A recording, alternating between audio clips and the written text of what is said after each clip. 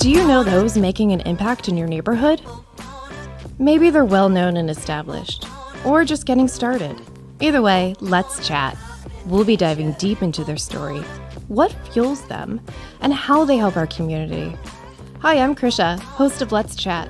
My goal is to connect those making an impact in the community with you, our listeners. Hello, friends. Happy first Wednesday of 2021. So I'm going to get right into introducing tonight's guest because I just want to have every morsel of every second that I can with her tonight. You know, there are certain people that come into your life and you're just really intrigued and captivated by them and you want to learn more and connect. And that's how my guest is for me. I welcome Timbrel Chyatee to my show. She's an amazing human being. She's an amazing humanitarian. Culture is her passion, and with a mission to help educate our community to various traditions and different cultures that we have in this world. She's a professional at traveling from the U.S. to India. Welcome, Timbrel. Hi. Thank you. Hi. Thank you so much for joining me tonight. And I just want to say cheers for us showing up in this crazy world Cheers together. To that. Cheers, sister. For real. Oh, welcome. Thank you so much. So we'll try to get there as much as we can, but I think I'm definitely going to have you back on my show. And I'm saying that before we've even started. So let's start. So you came from India to America at the age of 3 months. Yes. So let's talk about the start of Timbrel. You moved around, so you lived in Texas, and then your dad was living in Lancaster prior, and then you came. So I'm considered, I guess I was like a cowboy Indian for a while, the first 5 years of my life, if that's a thing. Oh. The cowboy boots, the hat, the whole 9 yards. You went there. Oh yeah. Well, yeah, I was like dedicated to the state. But then when I was 5, my family moved to Lancaster, and Lancaster has become home ever since. So yeah. I love it. Awesome. And you are a fellow Conestoga Valley High School graduate. I am. Go Buckskins. Yeah, go Buckskins. And then at the age of 24, you went back to India and you discovered your love of fashion and you wanted to learn more about your heritage.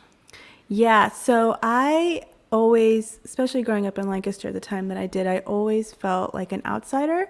Mm-hmm. And I just really didn't know like who I was. I looked different from everyone that I went to school with, and just my home situation was very different. And so I really was confused for a really long time and part of my life. So after college, I decided to move back to India and just really like figure out who I am and like what my culture is about.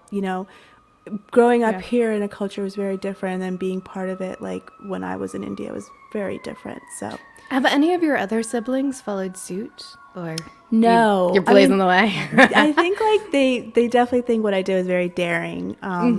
They love to visit. It's a beautiful country, and just visiting, it's worth 2 weeks of vacation. But like to actually make that step to like just go there and live, And I could like speak the languages. There's the state language, which is Telugu. There's the national language, which is Hindi.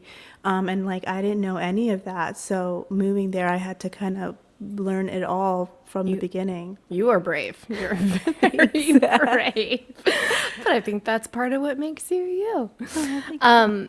So, and you are also, I want to say many things, all in a good way. So you are Lush Bazaar, the Cultured Workshop, and Timbrel Chyatee. So can you explain and a quick bio about each of the three of those? Yeah, so I think they're like all pretty much like related, and like they all come together in like a beautiful fusion. My love for culture is shown through the brand Lush Bazaar that I have created, which is a sustainable fashion brand, but it's also like a fusion fashion brand. So I use elements of the East as well as like silhouettes of the West to bring together fashion and just make it bold and unique and different. And I think that is what culture is about.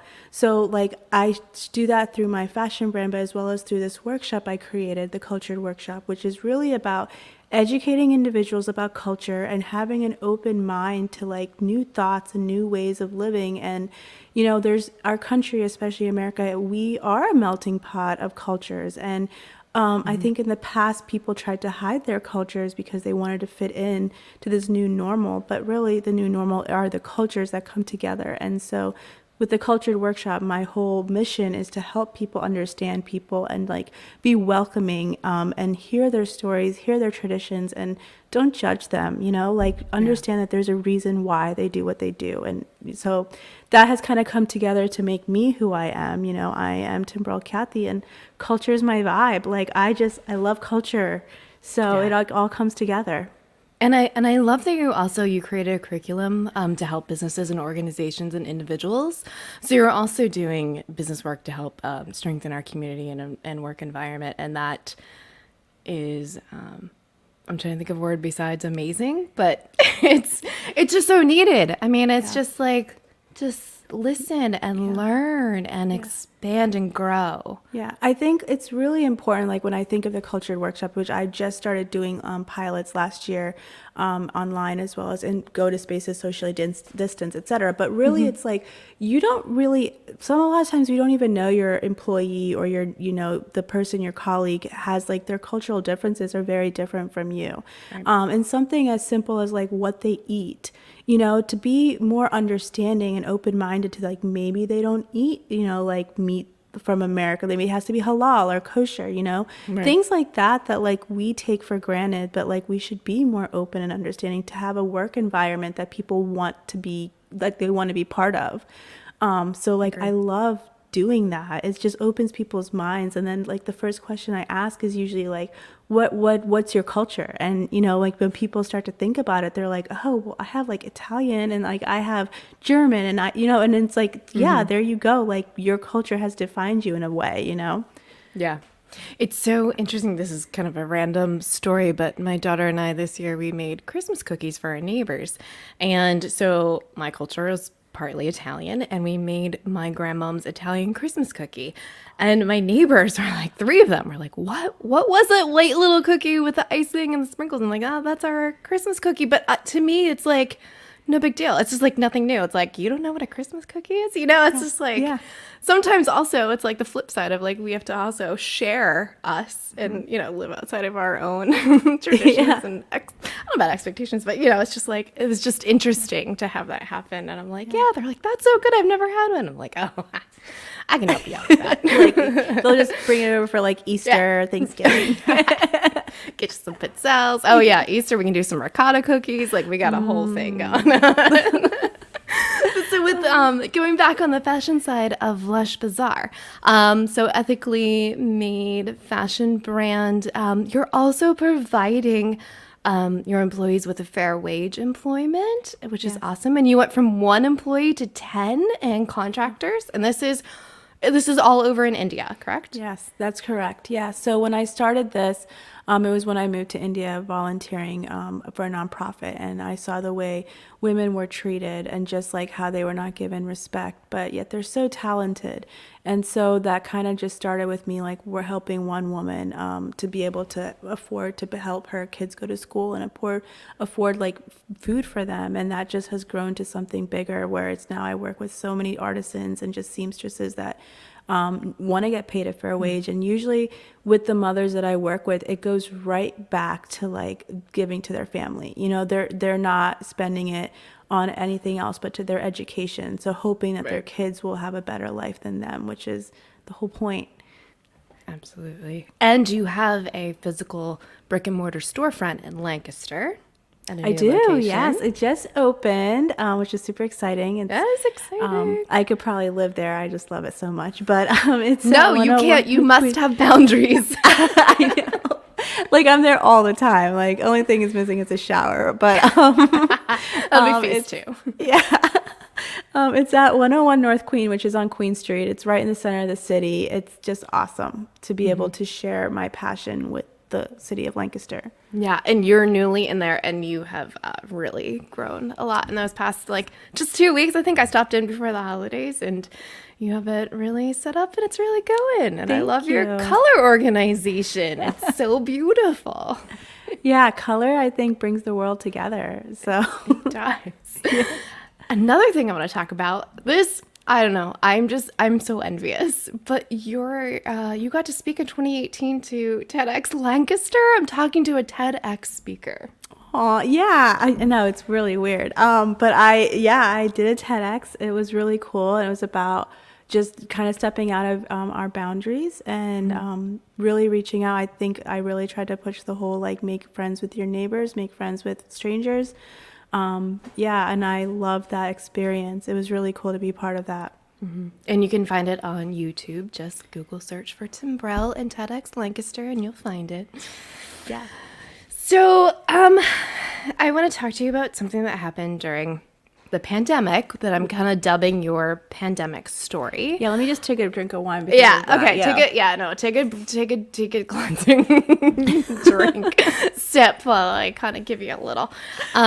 So I want to start off by thanking you for sharing your story with us tonight. I know it's a bit traumatic and stressful, and so I really appreciate your vulnerability. And I also know it's something that you haven't publicly really shared or dived into. So thank you for trusting me and my audience and my show for allowing us to talk about this. So your pandemic story, in the beginning of March, you were in India, correct? Correct. And how long were you supposed to be there? I was supposed to be there for a month. It's my biannual trip that I go there, work with the employees, and kind of just work with the staff. So I've done this trip many, many times. And I was planning on being there for a month. There was no issues when I got there. Right. It was actually great weather. It all felt right. Yeah. And how long did you end up staying? I ended up staying for 6.5 months. Total trip was about 7 months and a couple of days.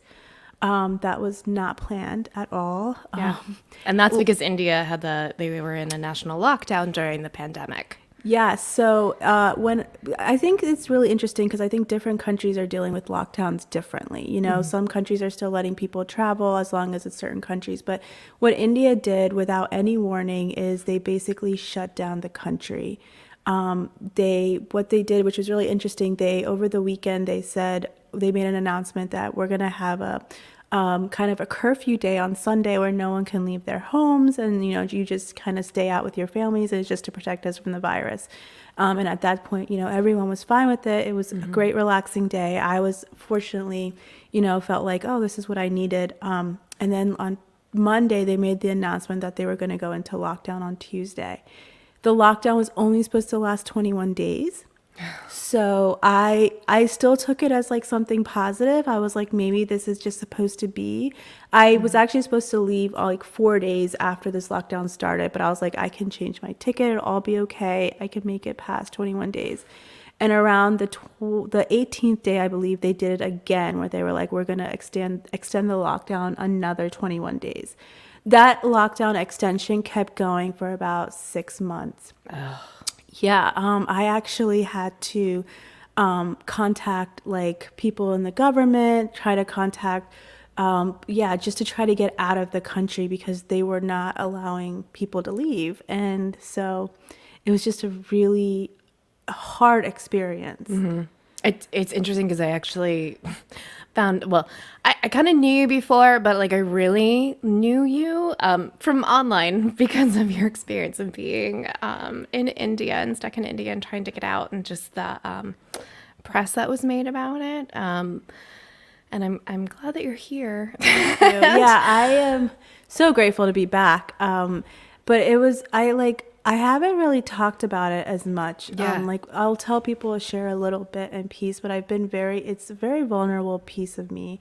There's a lot of good things that happened during that trip that I can explain a little bit more. But the hardest part is like during a pandemic, when we didn't really know what to expect, when we didn't know what was happening, when we see the numbers of deaths and of things going on in the world, like online, and being away from my family, not knowing like when will I be home.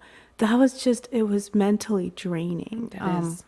just, you're seeing like more numbers rising. And then, people, because in India, people were basically like confined to their homes. So, they're calling on the phones more. They're like WhatsApping and they're like, did you talk to your dad? Is he okay? Did you talk to, sister? And because they're worried too, right? Because it looks so much worse in the news. And so that was really hard for me. Like every day it was like this uncertainty, like, am I going to go home today? Am I going to go home next week? Like, what are my plans? I couldn't make plans. And that's hard for like a business person, because we entrepreneurs make plans like years in advance, right? We have a 5-year plan, we have a 1-year plan, and we're always like, okay, we're almost next to the next plan, So for me, it was like all plans were out the window, and that was hard. Yeah, I think there can be a lot of anxiety in the not knowing. I would probably lose my mind. And I mean, the way they were treating it, when people were leaving their homes, you actually they were giving a card to people. So that card was how one person in your family could have this card. And so you're allowed to go to the market at a certain time when the card says, and only one person could leave the house.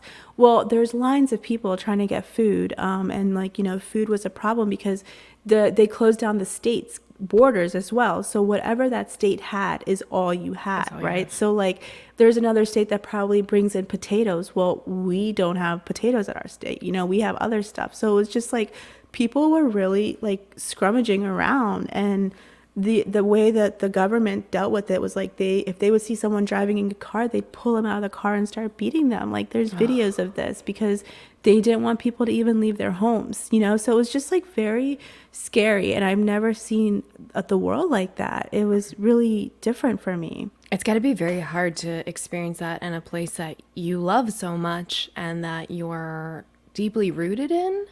And then also probably seeing the strife in America too. But let's talk about the positive that happened. So the action that this caused you to take, I mean, it's kind of like your pivot, your shift. You started a food bank, right? Yeah.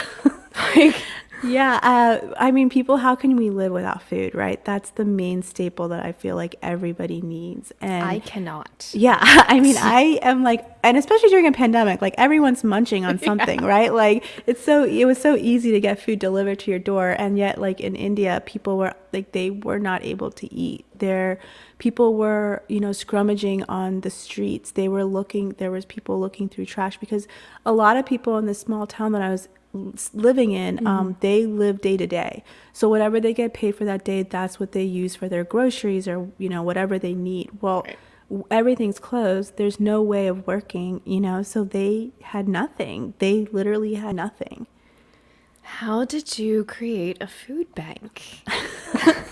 I like to thank my parents at this moment for the fact that they taught me how to be innovative. Yeah. And they always gave me this desire to help. If you see something, you need to help. And so I knew like I could do this. I kind of got some volunteers together that I knew in the area. And it's really cool because a lot of times in India, the way the society is, they don't really listen to women as easily. It's a man-dominated country, so for me to get all these men to like be on board and be like, yeah, we're with you 100% was like, I feel like the biggest and hardest thing to do. But when they were part of it, like they were dedicated. I mean, what we would have to do is we had to actually get approval from the government, like the town government, to go to the market to get groceries. We had to go do that. We got that approval, and then we could go and deliver these groceries to people. We actually, the very first time I did it, we actually delivered groceries to a leprosy colony, because leprosy is so very rampant in India. And basically what they do is anyone in your family that has leprosy, they kind of like shun them, right? And they put them in this little colony that's like outskirts of the city, and then what they have to do is fend for themselves. And that's basically like begging, panhandling, whatever they could do. And at that time, these people had no way of getting an income or eating or anything. So that was like the first group of people that I worked with. And then from there, it started growing to like localities. And finally got to the point where I was like, we can't just keep driving around. Like, we're going to get in trouble. Like, the people that were driving the vehicle were nervous because they're like, oh my goodness, if the cops stop us, what's going to happen? So then so I the place I was staying with, which was our family home there, we put a food bank there, and yeah, just started a food bank. You ended up feeding over 5,890 families. Yeah. Amazing. It's crazy. That is amazing. Thank you. Makes me all teary-eyed. It's not just the Prosecco.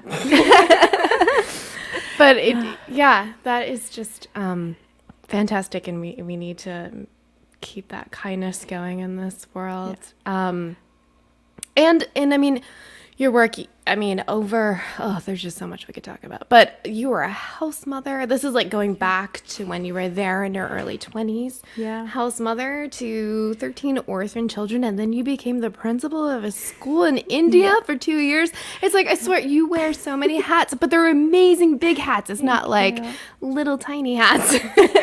Thank you. I think like this journey of my life has taught me a lot of things, and I try to grab pieces of every season of my life and to try to help me. And like, it's weird to think I was a principal. Like I used to go wearing a sari, and like these kids would be like, "Good morning, ma'am," and I would say like, "Good morning," and like, I was so like professional in that way. And now I'm like a fashion designer, like designing clothing and getting people on the runway, and like it's just really interesting how my life has just like kind of switched. It flipped. Really has. I mean, but that's like the circle of life too. I mean, I definitely get it.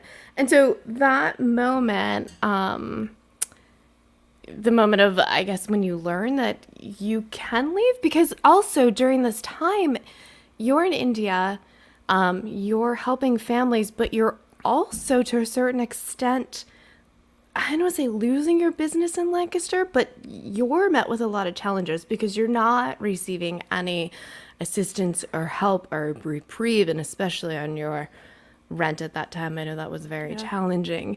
So it's like you're doing good on the one hand, but then you still can see so much falling on the other. Like, what is that like? Oh man, just thinking about that time was so hard. That was rough because I didn't know what to do, to be honest with you.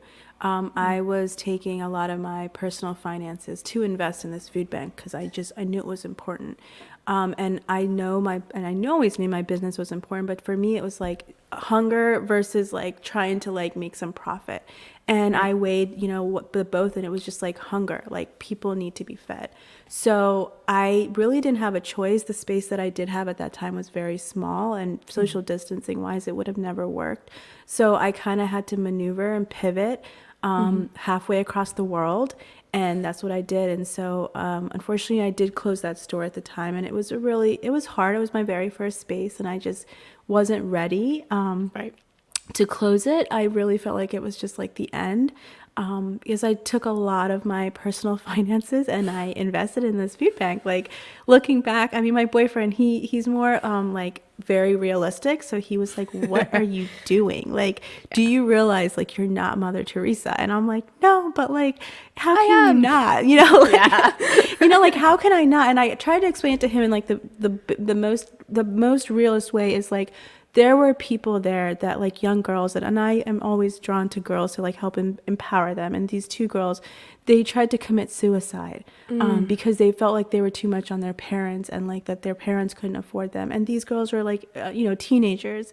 And to me that like, if there was two of them, there was more. And so like, I couldn't handle it, like, okay, if my business fails, it's going to hurt, but like, I'm not going to die. Yeah. So like that's kind of how I looked at it. So I just kind of pushed through. I came back home in August, closed my store down in September, and then reopened again to a bigger space in November. So it's been eventful. Yes, it really has. I kind of wish you a calm and quiet 2021, but prosperous. Yes, I'll take it. But you have so much on the horizon and on the future for 2021. So we're settling into your new location at 101 North Queen. You're writing a magazine and you are starting a podcast with us. I mean, I'm just following in your footsteps. That's all. Like, you're just too cool. Like, I had to do one. I knew it. No, I'm just kidding. I'll take that compliment. Thank you very much. I appreciate that. Yeah, I'm serious. So yeah, Timbrel is going to be part of our Candy Factory collective. She's going to be on the first and third Wednesdays with me. I'm excited. I'm Yeah. so excited. I get to speak about my passion and my love for culture. It's going to be called Get Cultured. Like, come on, it just sounds Yeah, cool. no, it's perfect. It's like, get cultured. Like, there should be t-shirts with that. It's like 90s, like, get Yes, cultured. like Get Cultured, yo. Yo, Like, MTV Raps. I love that you understand. I getcha. Yeah, so it's gonna basically, I am going to be just discovering people in our neighborhoods and our communities of different cultures and just asking them, explain your traditions, explain your culture, your food, just things that are important for you. And I think that'll be awesome for people to hear and just learn. So yeah, I'm excited. Yeah. And you're going to get back to speaking virtually, which is Yes, awesome. I am. I think that's I am. refreshing. Yeah. Yeah, I think last year there was a lot going on, obviously for everybody, but this year I'm just like, I've done the pivot, I've done the shift, I've done the being stranded in another country now. Like, I'm ready for 2021 and all that it has to offer. It's so true. So I didn't really tell you about this part, but I've got some random questions that I'm going to ask you. Okay. Surprise! I know that you're a big reader. Yes. So what's your favorite book? The Namesake. Oh. The Namesake is my favorite book. It's it's so real to me. I can read it over and over again. I just love it. What gives you hope? Oh, good question. What gives me hope? People, good people give me hope. Yeah. They do. Top 3 favorite smells. The smell of jasmine is one of my favorites. It just smells beautiful. The smell of cookies. Ooh. And I definitely have to say the smell of Indian food, like freshly cooked. It's I know it's really strong, but it's so good. No, can I tell you, my favorite thing is Indian food with a cider beer, like any sort of Ooh. cider. It's like, I don't know, it's something about that kind of like sweet bitter, like with the cider with the Indian. Oh, it's just, That sounds my, delicious. I've that's never done my- that before. Oh, hey, I'll teach you something. Yeah, Just kidding. seriously. Yeah, that is like one of my favorite little like self dates that I do. That's so cool. Cider. Try it, I'm yeah. gonna try that Cider. for sure. A girlfriend and I started doing it a couple of years ago. And I'm like, this is so good. Yeah, I love cider. Yeah, and entrepreneur is my favorite. So, Ooh. now I'm hungry. And can you name? I know we talked a lot about you, but can you name one thing that you would like people to know about you that we haven't talked about tonight? Oh, good question.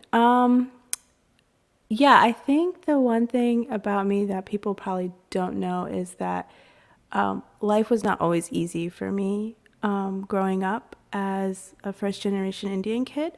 I just learned how to cope and like make something good out of it. So when I see people talk about bullying or just, being mean to people of different cultures and races, like it definitely hits me in the heart because like I have definitely felt that. So I try to be outspoken about it through like my actions and just what I'm trying to achieve in life. Yeah. And that actually, I thought of another question that I was going to ask you earlier. Back on the fashion front, do you have any advice for either young girls or young boys who are getting into fashion? Or I know you did go to college for it. Yeah, I would say follow your dreams. I think fashion, it's art. So I think anyone can do it because fashion constantly is changing, just like art. And I think you should just keep going and pursuing it and find your niche. As a person in fashion, you have to find like what you're passionate about because other people will be. If you choose so many different options, there probably is just going to make it harder to focus. Yeah.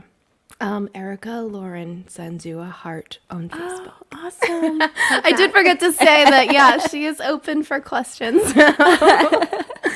But our time has come to a close soon. Well, I just want to thank you again. There's so much more that I could talk to you about, but we will close it for there, my friend, and I we'll pick this appreciate this. journey up again. Thank Yeah, you. And thank welcome to you. the collective. We're happy to have you here. Thank you. I can't wait. We're going to have like our own little club. We are. Definitely. But yeah, thank you for just letting me share and be real and honest about who I am and like my passions. It means a lot. Anytime. And to be able to put it out in the community. Anytime. I'm glad that you got to connect and let the people know who they're supporting and who Timbrel is and who Lush Bazaar is and your passion. And also I'll say that you're going back to India again. You've gone twice? No, once. This will be your second time? This will be my second time since the whole being stranded thing. Who knew? I leave in a few weeks to go back and try my trip all over again. So everyone pray for me, send your good vibes, Yes. so I can come back home in, like less than a month. Yes, absolutely. Thank you, my dear. Have a wonderful week. Thank you. Let's Chat is a proud member of the Candy Factory Collective. You can find the show streaming on YouTube, Facebook, Twitch, and LinkedIn. And you can subscribe to the audio version anywhere you get your podcasts. Krisha Martzel is a photographer who believes in the power of women, the power of seeing yourself in a true, authentic, beautiful way through boudoir photography. She's the owner of Krisha Lynn Photography, a daily wear of the color black, foodie, and podcast lover. Let's Chat is produced by the Candy Factory Collective at the Candy Factory Co-working Campus in Lancaster, PA. Production support by Anna Tran, administrative support by Ann Kirby, Ariana Henderson, Robert Diggs, and Jason Mundoff. Notes and links can be found on the show post at our website, candyfactorycollective.com. Candy Factory. Collective.